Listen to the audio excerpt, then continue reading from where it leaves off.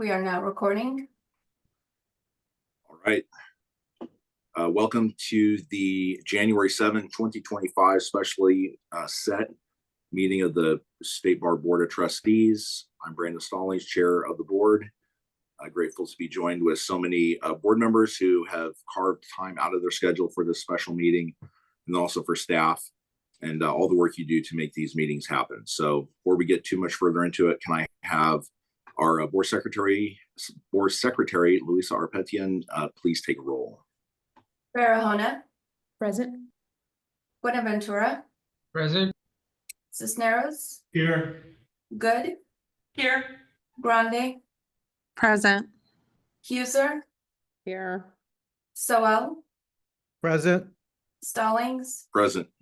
Stevens. Here. Tony. Present. Trejo. Not present. You have a quorum, Chair. All right, thank you, and welcome everybody. Next on the agenda is our call for public comment.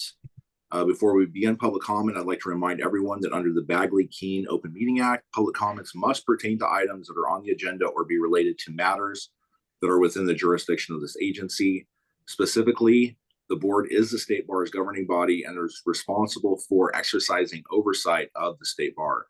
We do have a full agenda today, and as chair of the board, I reserve the right to limit each speaker's time to 2 minutes or to close the public comment period after 2 hours, which includes a 10-minute break, or after the first 100 speakers, whichever occurs first. State Bar staff will attempt to call members of the public in the order that they appear in the attendee pool. For those of you participating via Zoom, you should have a function for virtually raising your hand. It is a hand icon and should appear at the bottom center of your screen. If you wish to address the board, please click on the hand icon now, and State Bar staff will call on you in the order that hands are raised. For those of you participating via phone, you may virtually raise your hand by pressing *9. Doing so will alert staff that you would like to make a comment, and State Bar staff will call on you and open your microphone so you can address the board. For those of you participating from a noticed location, please alert the State Bar staff member present in the room that you would like to make comment. Due to time restrictions, we cannot allow more than 3 minutes for each speaker. Please note that staff will have an on-screen countdown timer visible to all attendees during the duration of your public comment. The timer's 3-minute countdown will begin as soon as you start your comment. The on-screen timer will flash throughout the final 10 seconds. And so I would just now turn to Ms. Arpetian. Do we have anybody who signed up in advance? Oh, I'm sorry. It froze for a second. Oh, do we have any members of the public who signed up in advance? No, we do not. And then any attendees today that have raised their hands? I'm sorry. I'm probably having Wi-Fi. The winds are really bad here in LA. Are we asking for people who've raised their hands now? Yeah, anybody who wishes to address the board now. Okay, first speaker is Todd Hill. Mr. Hill, your microphone has been enabled.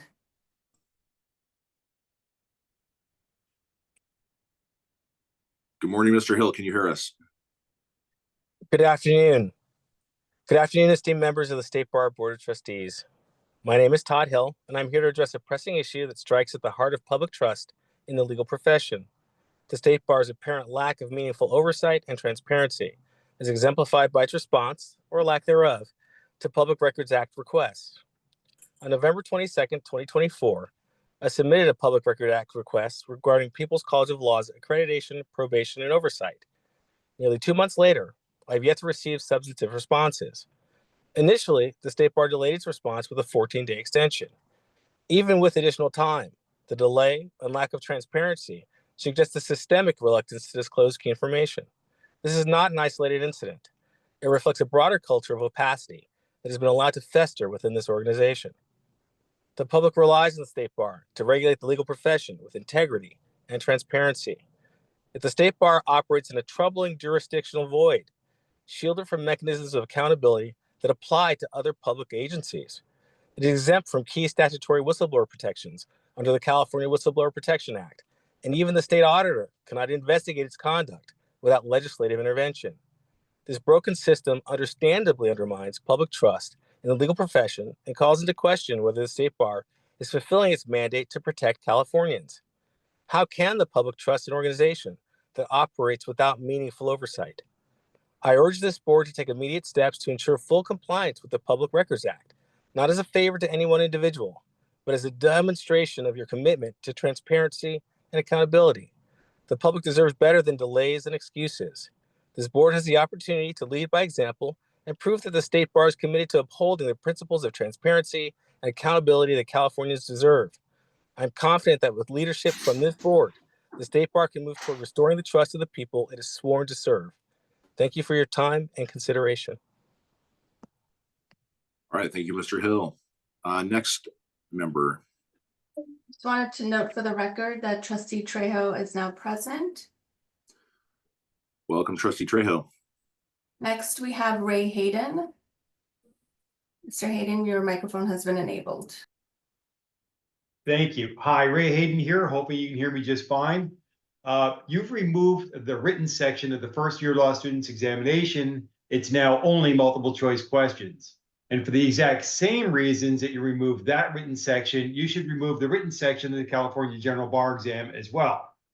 The multiple choice questions must be honestly objective and fair. Simply give us more of them and ensure that they validly address what a better than minimally competent newly licensed lawyer must know cold. Someone should ask me how to do this. 3 minutes is not long enough to explain it, and you have my contact information. Look, my master's degree required us to graduate with nothing less than a 3.0 GPA. The entry to the profession of law should be at least that. However, instead of checking to see if we completely get it, realize that none of us do, because we already know that. Use the exam as an onboarding process to train us on what we must know cold to exceed the mandates of greater protection for the general public, better than minimally competent newly licensed lawyers, and a more diverse bar membership to assure the above.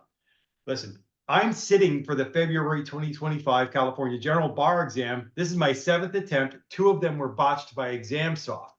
And I've nearly completed the review portion of my prep for February 2025.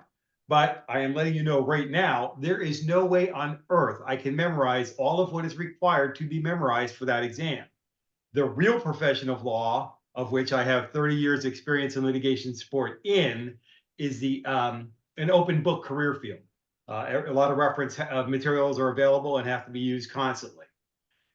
During the current bar exam everywhere, the bar exam is indeed everywhere. The written section of it is the actual practice of malpractice. I thank you very much for your time. And, for this, I'm looking forward to February 2025, and I'm really hoping for a huge change there. Thank you very much. Thank you, Mr. Hayden. Next. We have Benjamin Cohn. Mr. Cohn, your microphone has been enabled. Yes, thank you. The timer appears to be for 2 minutes, not 3 minutes. So please fix that if the chair hasn't called for 2 minutes. I have 3 points. The first point is that some applicants have been posting their testing accommodation denial letters recently, and I was pretty horrified to see that the boilerplate single sentence, the documentation you and your specialist provided does not adequately support those requests without further explanation of the reasons for denial is still being used. Your proposal for the rules revision, which I understand was being implemented, were not direct facially conflicting the rules, not my proposal, your proposal, called for full explanations of the reasons for denial from the staff, it to be in the letters to provide fair notice of the reasons for appeal, and apparently that is not happening. The second thing is that I'm also seeing these testing accommodation decisions being deliberately as a year after year tactic delivered for the February exam right before the Christmas holidays, and staff are deliberately not extending the deadlines when they do extend the deadlines for the appeal until beyond the day after New Year's. And apparently, at least one applicant was told it was because there would be too many applicants appealing if they didn't have to do the work during the holidays, they and their doctors. So that's being used to deter the number of appeals. The third point, next point that I wanted to make is that your contract with Meazure Learning, which I believe is on the agenda today, contracts to not provide private rooms if the decision can't be made at least 30 days in advance. A lot of the times the decisions are not made 30 days in advance. I hope that means that you're just going to use different vendors of your own to provide private rooms, and not that you're going to say it's always an undue burden after that. Thank you.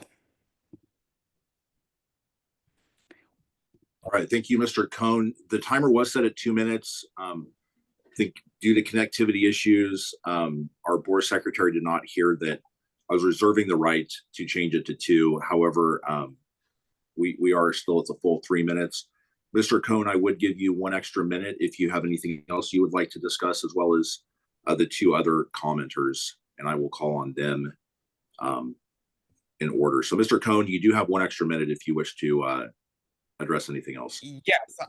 So I do want to address something else. I wanted to say that the 28 CFR 35.130B does prohibit using contractual or license agreements as a way to bypass ADA requirements.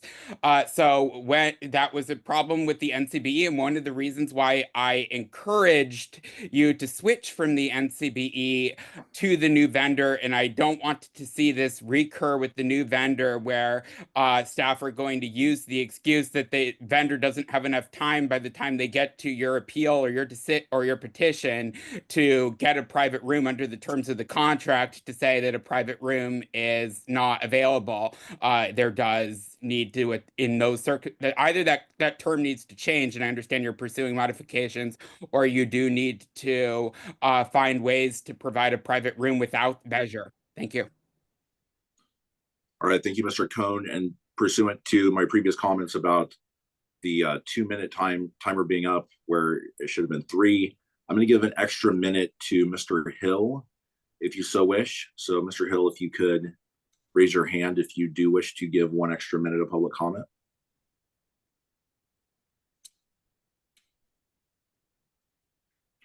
I do not see Mr. Hill's hand raised. All right, and then I'll give the same time to Mr. Hayden. If Mr. Hayden would like to address the board for 1 extra minute, please raise your hand.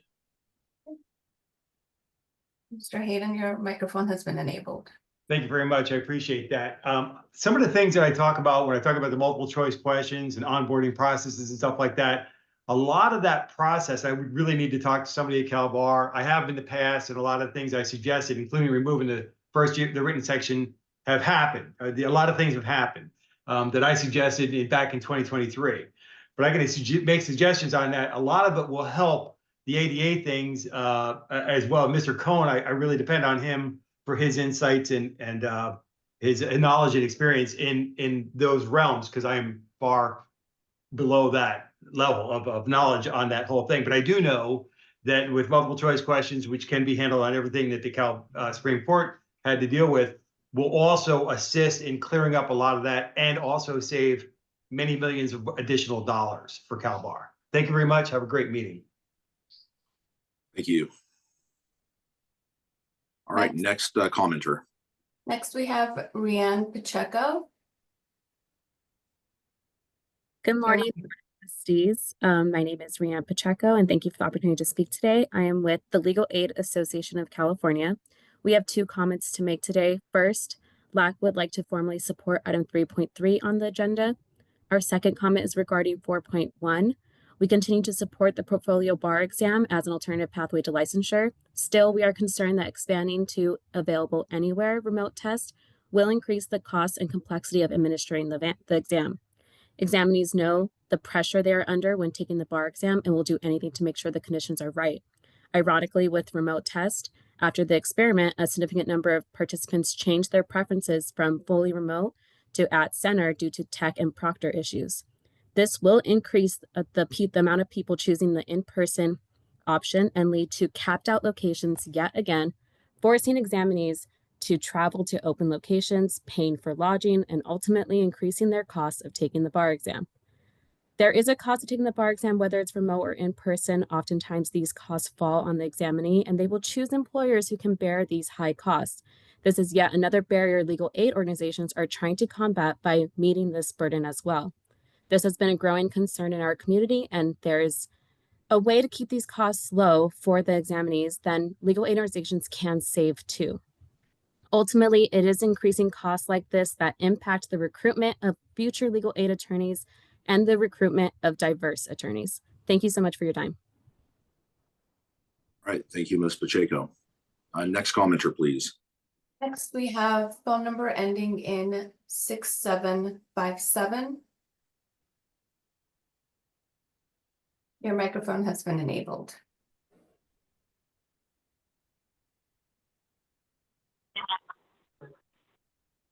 Good afternoon, Happy New Year.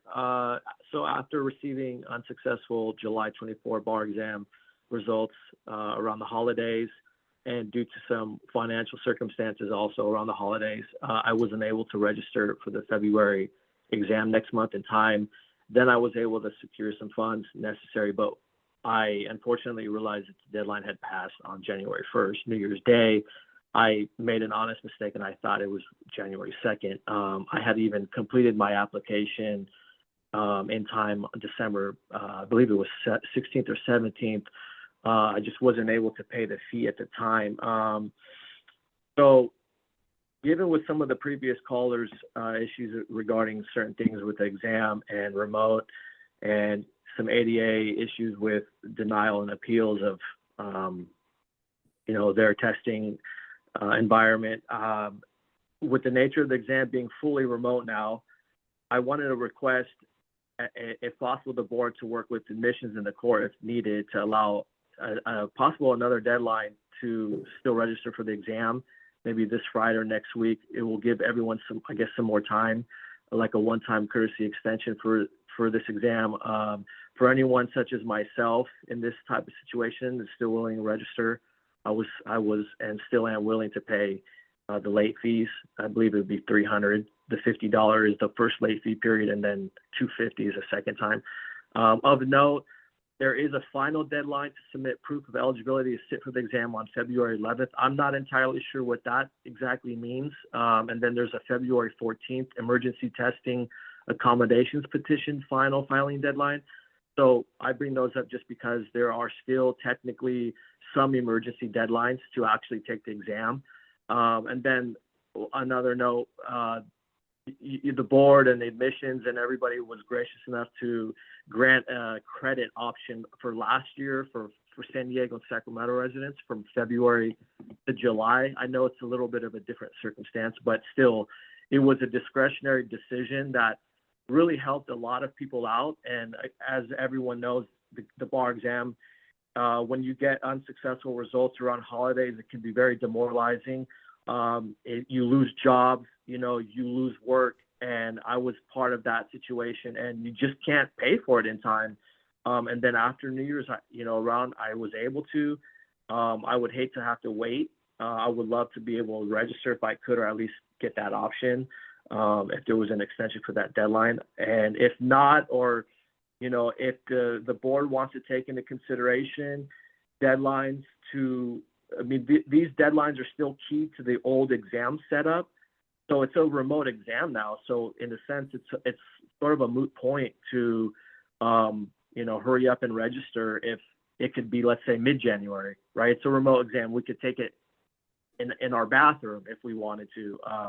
We could take it anywhere unless if we choose a Meazure testing site. So sir, your time's Thank up. you. And what Thank I'll you for your do time. is, Thank you. I will let you know that I will have staff look into that and to see if there is anything equitable that could be done. So thank you for your comment and good luck in the new year. All right. Any other individuals wishing to make public comment? Yes, we have one more individual wishing to comment. Claire, your microphone has been enabled. Good afternoon. This is Claire Silot from the Legal Services Funders Network. Thank you for allowing me time to submit public comment. Similar to the public comment issued by LAC, we are in support of item 3.3. This morning, we had a meeting with LAC as well as members of the Senate to discuss the formation of a select committee on legal aid, and we're very optimistic that this can be incredibly helpful in the coming years, as we know that issues such as increased capacity and need for funding will be something that are ongoing discussions, and having colleagues and partners in Sacramento will be essential. In terms of the comments that were also made by my colleague at LAC, we too are very concerned about cost issues relating to the new bar administration. The unknown reality in terms of ability to access a seat at a test center is causing practitioners who plan to become public interest attorneys additional stress with regards to both the costs associated with potentially having to travel distances, as well as the restrictions for computers, such as not using work authorized or school authorized computers. And so we hope that the bar will look into the equity issues relating to those examinees who don't have the support in terms of receiving bar stipends or individual income streams that allow them to take the bar exam without additional stress and economic cost. Thank you so much.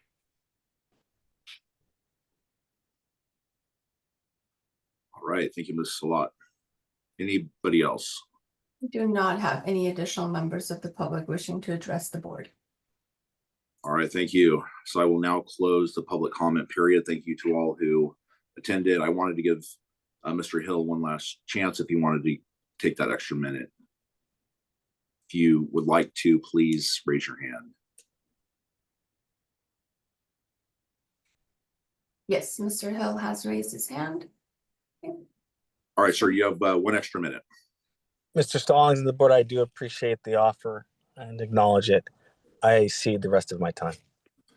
All right, thank you, sir. Okay, with that, I will close the public comment period. We'll go on to the first agenda item, which is the chair's report.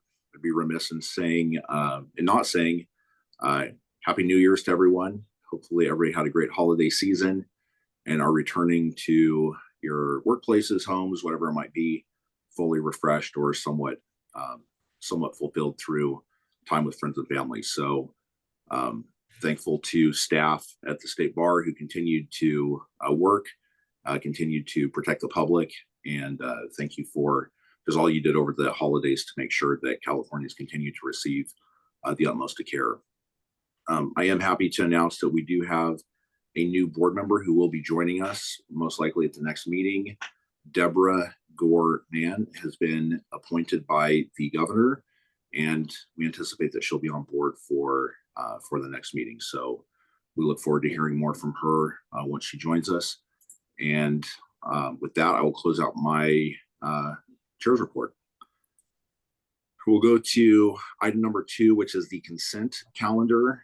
We have one item, that's 2.1. This is the approval of specified contracts pursuant to Business and Professions Code 6008.6. And I would ask if there are any members of the board who wish to pull this off the consent calendar. All right, and seeing none, if I may have a first and a second.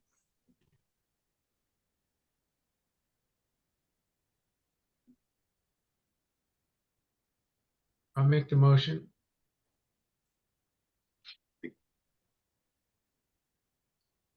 I'll second. All right, thank you. First by Trustee Buenaventura, second by Trustee Sowell. May I have a roll call vote? Barahona, Aye. Buenaventura, Aye. Cisneros, Aye. Good, Aye. Grande, Aye. Huser, Aye. Sowell, Aye. Stevens. Trustee Stevens. It looks like Trustee Stevens has an issue with their microphone. Okay. I see him. It looks like he's saying aye. Aye. Oh, there we go. Now we heard you. All right. Okay, thank you. Tony, Aye. Trejo, Aye. Stallings. Aye. 11 ayes, 0 nays, motion carries. Thank you. Moving on to item number 3. This is the business section of the agenda. Item 3.1 is consideration and action on resolution of intention to approve an amendment to the contract between the Board of Administration, California Public Employees Retirement System, and the Board of Governors / Trustees of the State Bar of California to provide Government Code Section 20903, essentially 2 years additional service credit for State Bar employees and other necessary related actions. And this item is being presented by our Executive Director, Leah Wilson, and Human Resources Director, Justice Israel. So welcome, Ms. Wilson and Mr. Israel. Yeah, good afternoon. On December 2nd, the board considered and approved the resolution of intention to approve an amendment to the State Bar's pension contract with CalPERS to include the Golden Handshake benefit. Pursuant to the government code, a governing body such as yourselves seeking to amend its contract with CalPERS to offer this additional service credit benefit must meet not less than 20 days after the adoption of the resolution of intention to adopt the final resolution. So you are asked today to adopt that final resolution. And with that, I'm going to ask Louisa to put the resolutions on the screen, and Justice and I are here if there are any questions by the board.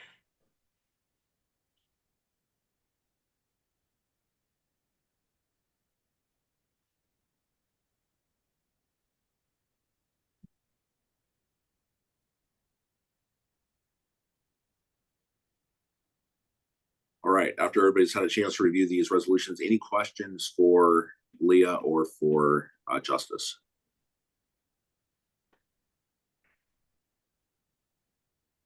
Oh, Trustee Tony?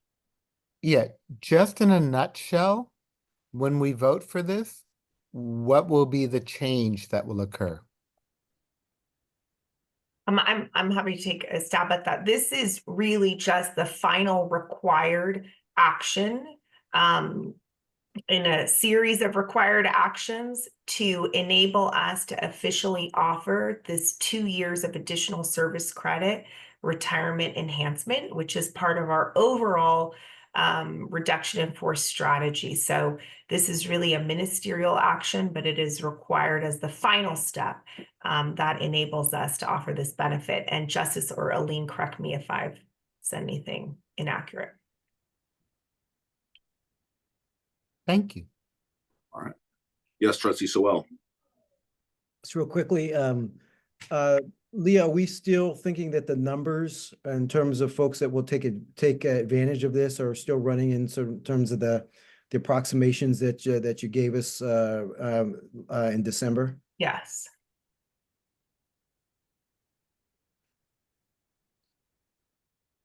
All right, thank you, Trustee Sewell. Any other questions or comments?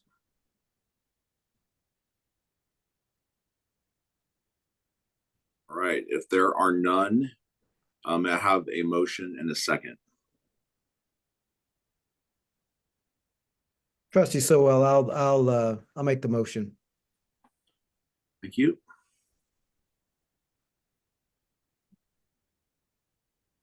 I'll second. All right. First by Trustee Sewell, second by Trustee Good. May I have a roll call vote, please? Barahona, Aye. Buenaventura, Aye. Cisneros, Aye. Good, Aye. Grande, Aye. User, Aye. Sewell, Aye. Stevens,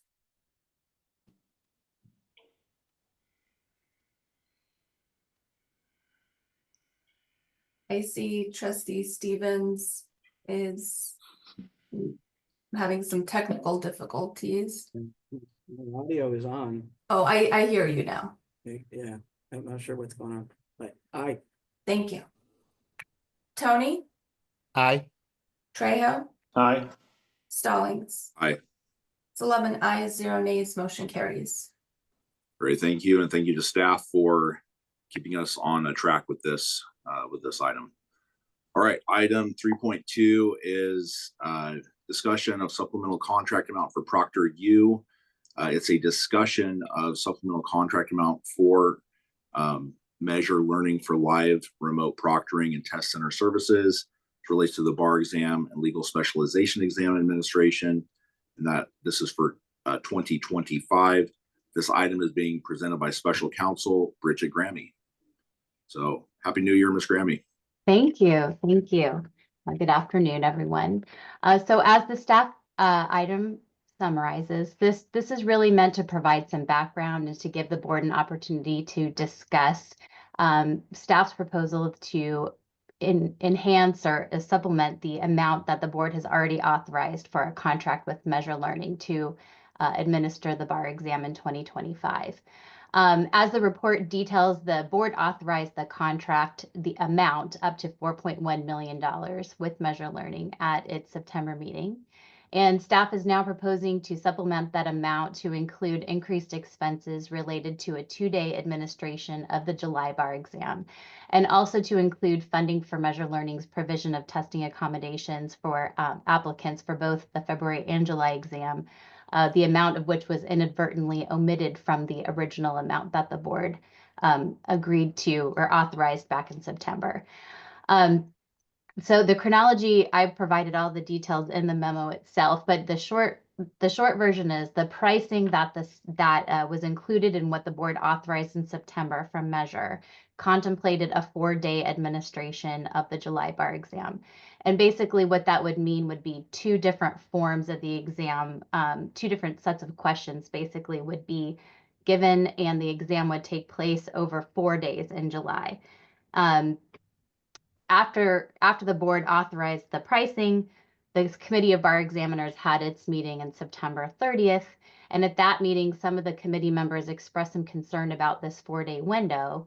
And the Meazure representatives there indicated to the Committee of Bar Examiners that administering the exam over 2 days would not be a problem, that they had capacity to do that. And so the committee ended up voting for it, and then subsequently staff included in the petition to the Supreme Court for the modifications to the bar exam an indication that we would in fact administer the exam over 2 days in July. After that, we learned that Meazure, while they can administer the exam in 2 days, it will be significantly more expensive. And we have been once we've learned that, staff has been working really hard over the past several weeks with Meazure to try to get that pricing back down to what the board had originally authorized. We were hoping to not have to come back here to ask for more money.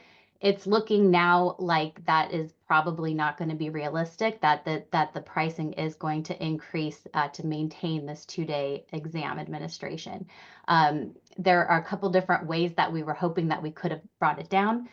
The first would be to, in fact, go forward with the 4-day bar exam administration, but we did speak with the Supreme Court's liaison, and the indication is that the court would not welcome that for this July administration.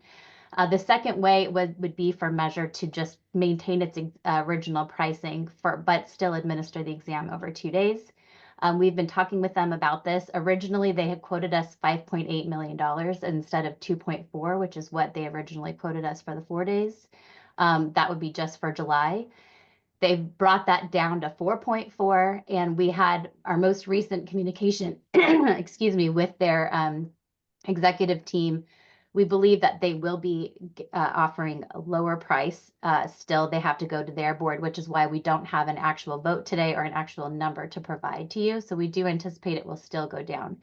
But because the pricing differential is still so different, our understanding is that the late July timeframe is extremely concentrated for the testing industry in general. We did go back to other vendors to see if they would be able to do it within 2 days in a less expensive pricing.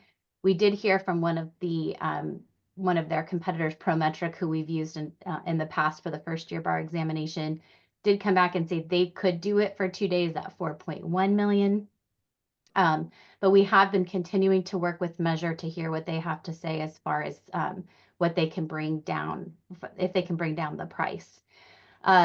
So that's where we are with respect to that pricing. And today we just really wanted to share this information with the board, give you all a chance to discuss it and talk about it, and ask, I'm happy to answer any more specific questions. And then what we'll have to do is the contracts committee, once we have an actual number come back from Meazure, we will present it to the contracts committee so we can get this moving as soon as possible for July. Right. Thank you, Ms. Grammy. Any questions from the board?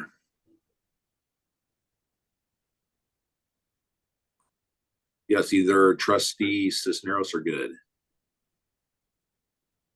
Yeah, I just wanted to say that I'm really disturbed that we're having this conversation because we approved this in September for a certain amount.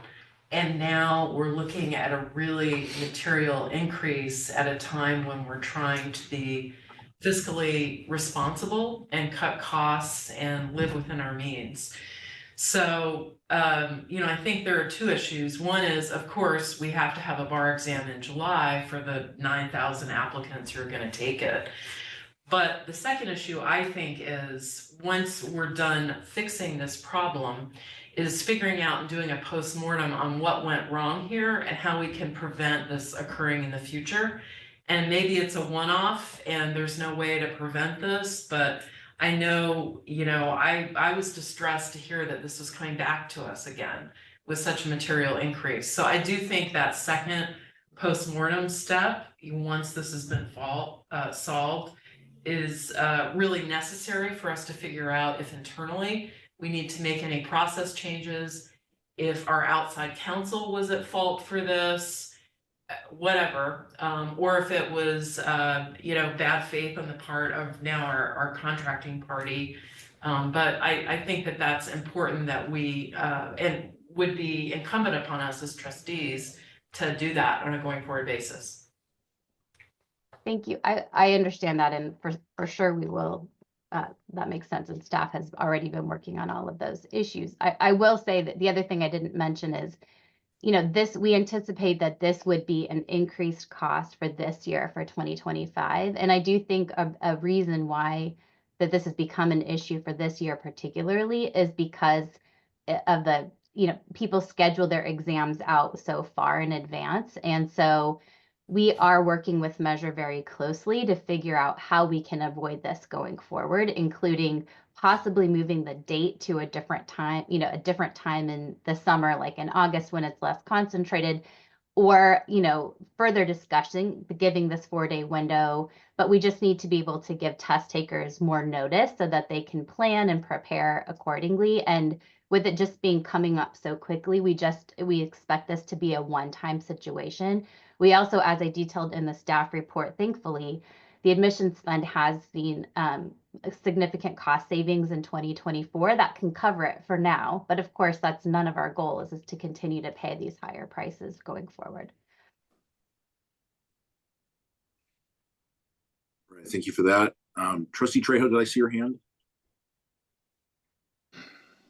You did, but I just didn't want to reiterate what Trustee Good had said. This just seems like either an egregious mistake or bad faith. I don't know who negotiates like this, just completely tone deaf to any basic structure. So I guess we got to fix it, right? But the numbers to me sound embarrassing. Anyway, just want to say that for the record. Thanks. I think they are, and I want to be clear that I think responsibility lies both with us as at the staff level and with the vendor. So it's certainly not all the vendor. Just want to be clear about that. And when we do the postmortem, I think we'll work with our Office of General Counsel maybe to do that in close, because it'll involve some personnel discussions. So we need to take responsibility. But I do want to emphasize that there are many moving parts, all happening at the same time around this bar exam. We are transitioning to a new multiple choice vendor. First time, I believe, in 30 plus years for us.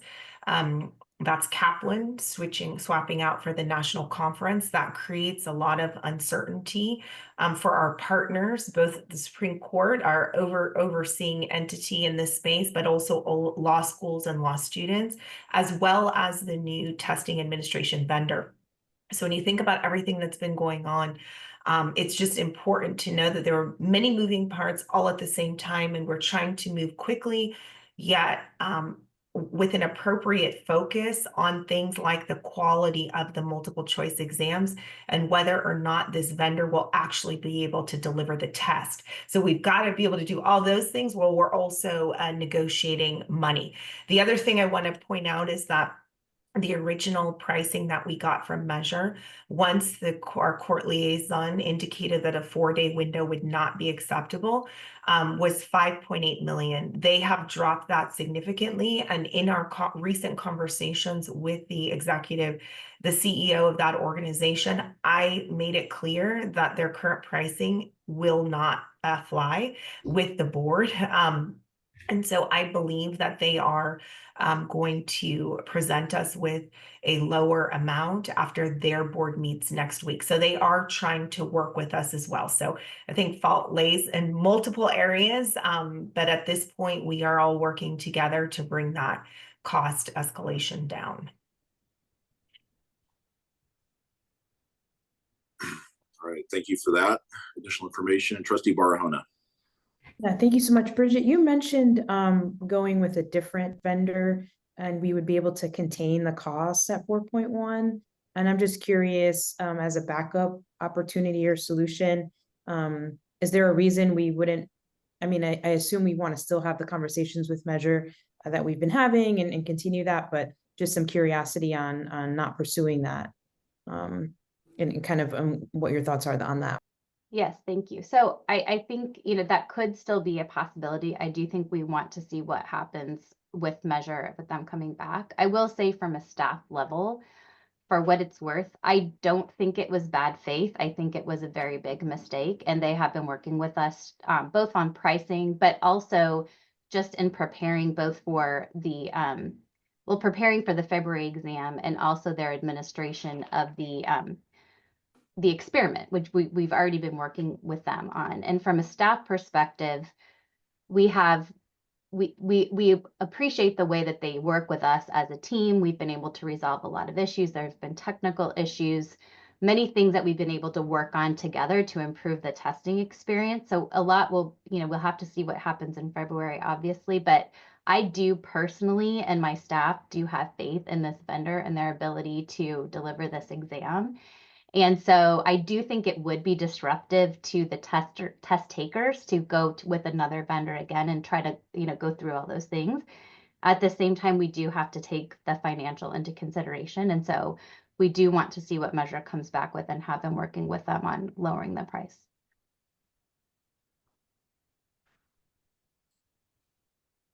All right. Thank you for this additional information. Any other questions or comments? Knowing that this issue will come back before the contract committee at the soonest possible date. Chair, if no one has any questions, I did want to address some of the comments that were made in public comment about the bar exam, if that would be okay. Right now we have about 65% of the applicants for February have preferred to do remote. So we still do have a majority of people preferring remote. 35% have preferred in person. And at this point, I don't have all of the information yet, but at this point, we anticipate that anyone who requested in person will be able to take it in person. So hopefully the concerns of that were expressed they won't have to worry about not being able to take it in the in-person centers that they were requesting. And I'd also just want to emphasize that the previous scenario or the status quo prior to the transition to Meazure was large kind of congregate testing centers, not very many throughout the state. When we move to this contract with Meazure Learning, we get the benefit of multiple smaller testing centers throughout the state, it generally requiring much less travel than our old paradigm. So even if you didn't necessarily get your first choice testing center, it's likely that your alternative choice would still reflect less travel time for many than the old model. So just wanted to make sure the board understood that as well. All right. Yes, Trustee Sowell. I know we are not taking action on this item today because we aren't, we don't have final numbers, but, and I think it was already mentioned, I for some reason, I'm a little slow today. When is this coming back to us? When will we get the revised numbers, you mean? And We then, expect next week from Measure. okay, and then, so we'll take action on this at our February meeting, is that, or will it need to be a special meeting to deal with this? We will bring it to the new contracts committee that will meet in the interim. Okay. Okay. And so, correct me if I'm wrong, that's board chair, finance chair, and then audit chair. Correct. Okay. Yeah, I think I read that in the item. Thank you. Sure. All right, any other I'd just like questions? to, if I could just, Yes. I'm not part of any, I don't think I'm part of the audit committee, but if I could just be kind of roped in, I'm curious as to how this ends up. I am curious as to what the inputs are in the decision-making of the pricing and those types of variables. I'm just really concerned. So if I could just be, I don't have to be formal in the committee necessarily, but I just would like to know, oh my God, what's going on over there? Yeah, I would anticipate that we would have a report back to the board at the February meeting with what transpired. I think one of the things that we're looking at doing with the contracts committee is having a smaller body of individuals that can act quickly. This is certainly a time of the essence situation. So we kind of want to balance time is of the essence and making sure that we make the best decision possible. Because I just want to add that I don't want to get in the habit of getting in business practices that are not sustainable for ourselves. You know, an alternative isn't necessarily an alternative if it costs you 3 times the amount. So I think just thought considerations taken from a different perspective. You know, I think that we have some obvious budget constraints and we have some obvious staff issues in terms of our sizing. So those things don't seem to always be considered when we're making some of these decisions. So I just wanted to say that as well.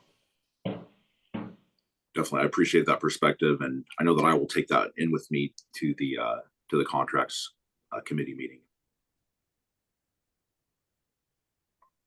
All right, anything else before we get off this topic? All right, Bridget, any direction or anything else in regards to this? No, I think that covers it. All right, thank you to staff, everybody who's working on this new venture and just rolling with the punches. So keep us updated, and we appreciate your work. Thank you so much. All right. Last business item is 3.3.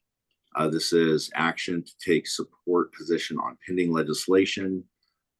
This legislation is specifically SBX 1-1. And this item is being presented by our Chief of Mission Advancement, Don Hershkowitz, and again, Special Counsel Bridget Grammy. Welcome, Ms. Hershkowitz. Good afternoon. I will be brief. In December, Governor Newsom called an extraordinary session of the legislature. And the first bill that was introduced on the Senate side in that extraordinary session, Senate SBX 1, seeks to amend the previously enacted 2024 budget to, among other things, add $25 million in funding for legal aid, $10 million of which would be administered through the Legal Services Trust Fund Commission, specifically to provide legal services to vulnerable persons at risk of detention, deportation, eviction, wage theft, intimate partner violence, and other actions that put their safety at risk. The Legal Services Trust Fund Commission is fully prepared to quickly implement and distribute the additional $10 million. And obviously sees the need for that additional funding to provide support to legal services agencies that are funded by the State Bar in California. And so we are requesting that the board take a support position on this legislation.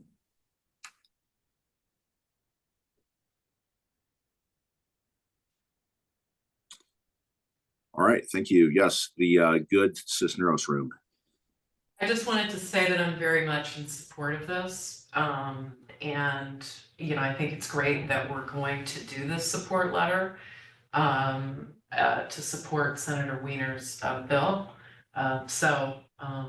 You know, I'm ready to move it unless other people want to discuss it.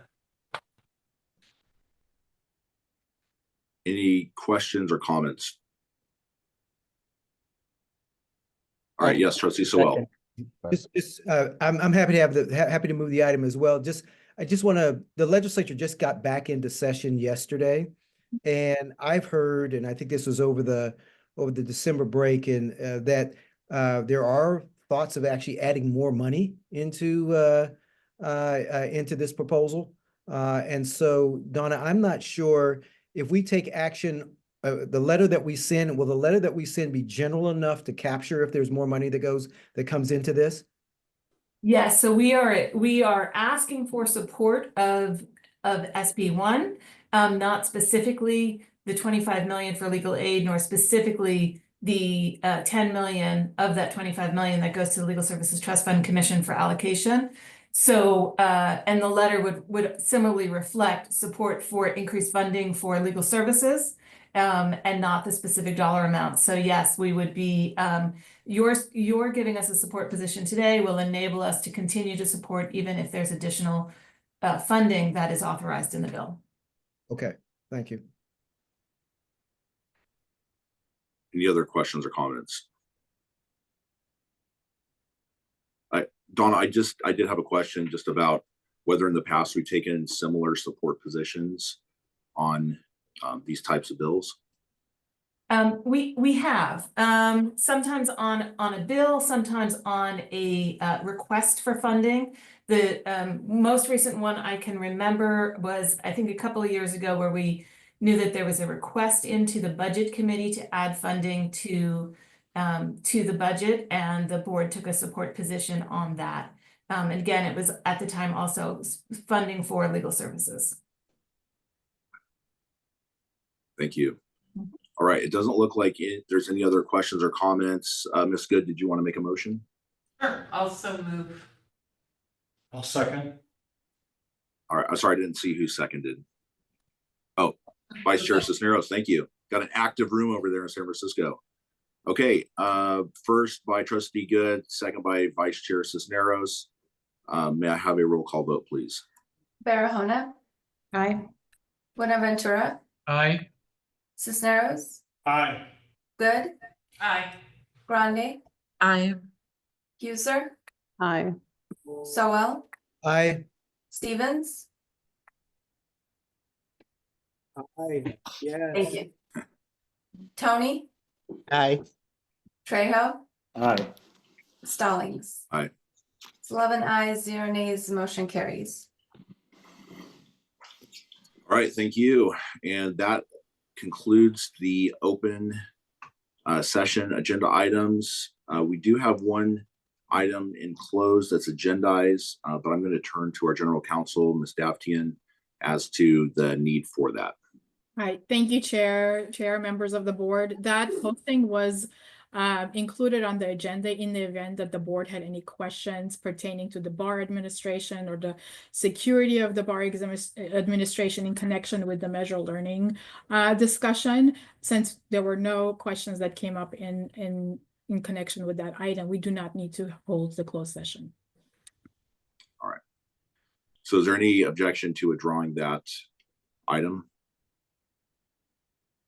All right, seeing no objection, I'm going to adjourn show that the closed session item is withdrawn, and then no action was taken, obviously, and then I'm going to adjourn this specially set meeting on January 7, 2025. Thank you all for your availability, especially after the holidays, and we look forward to seeing you in person in February. So have a great rest of your day. Bye.